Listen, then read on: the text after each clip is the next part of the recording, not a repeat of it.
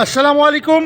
اور جناب رواں سال ڈمپر اور ٹینکر سے جاں بحق اور ہلاک اور شہید ہونے والوں کی تعداد سینکڑوں میں پہنچ چکی ہے. گویا کہ کراچی میں ای چالان سسٹم کا نفاذ کیا گیا ہے، لیکن جو ہے اس کے بعد سے بھی حادثات میں کمی نہیں دیکھی جا رہی بلکہ زیادتی دیکھی جا رہی ہے. تو ہونا تو یہ چاہیے کہ بھائی ہر حوالے سے کنٹرول کیا جانا چاہیے ٹریفک قوانین کو، چاہے وہ ڈمپر ہو، ٹینکر ہو، یا گاڑی ہو، یا رکشا ہو، یا بائک ہو.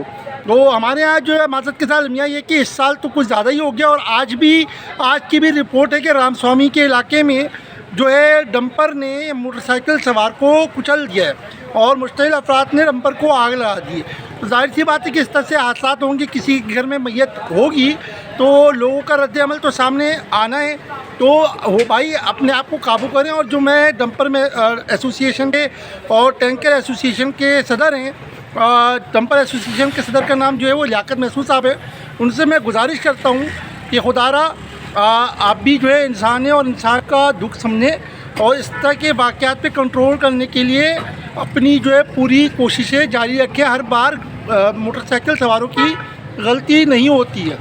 میں نے اس حوالے سے ایک ویڈیو بنائی تھی کہ موٹر سائیکل والے بھی غلطی کرتے ہیں، تو میں دونوں متوازن لے کے چلتا ہوں.